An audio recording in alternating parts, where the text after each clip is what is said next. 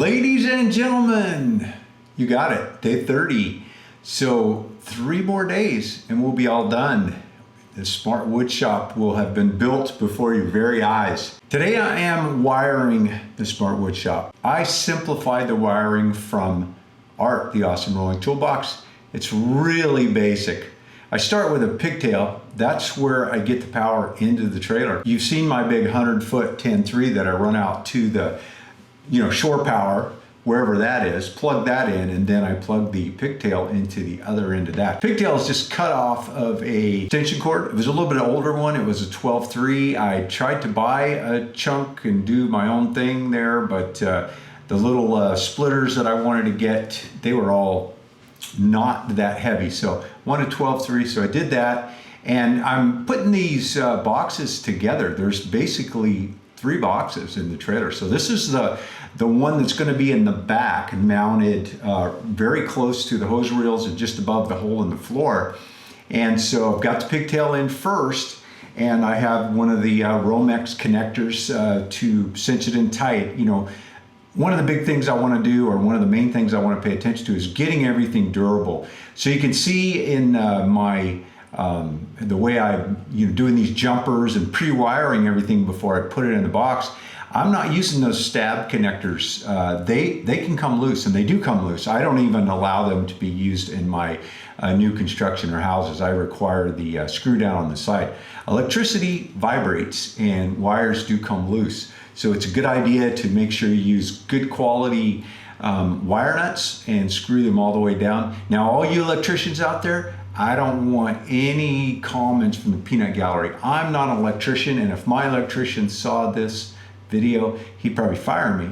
So, those guys are good, and in construction in Washington, I'm not allowed to touch electrical. It is not part of my license. I have to hire a licensed electrician. But, I pay attention and I know a little bit about stuff. So I'm using this MC cable. This is basically a flex conduit that already has the wire loaded into it. So this is, most of it that I'm using in this trailer is a 2-wire and a 12-2.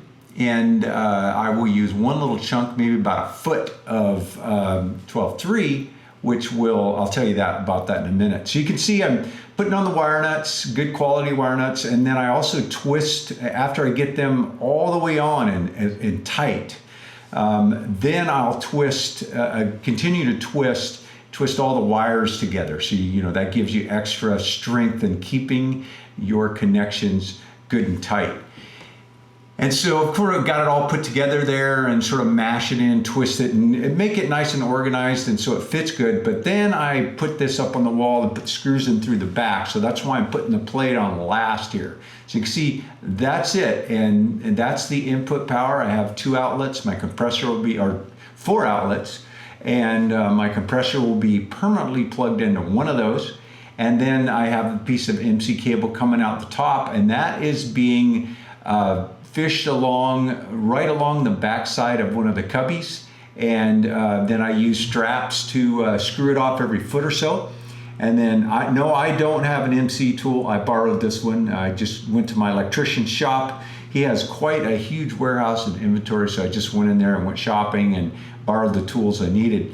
And then the little MC connectors, along with the little insulators that you put there, again, keeping things done to code, but also, they hold up longer. So I've fished the MC cable up to the light and got it all in set up, and so now it's just a matter of wiring up all the lights. I don't have the bulbs yet here, so I can't close it up and test it. But now I've got a little bit of an issue. I have the switch where I use that 3-wire I was talking about, where it closes the loop from the switch. And so I used the best tool I've ever owned in construction, and that is my cell phone. I went outside in the sunshine and gave my electrician a call, asked him a couple of questions. One of the outlets I put in has these USB plug-ins for charging stuff, and I'm not sure why I have that in my hand, because that doesn't take any special wiring. Well, if you like following along, we got 3 more to go. Plus, what am I going to do with the smart wood shop in the future? You can subscribe And look there, ring that bell so you'll know when I drop a new video. And also, if you want a set of my workbench plans, you can click on the link right here in the video, or the awesome rolling toolbox plans. Thanks for taking the time to watch. Have a great day.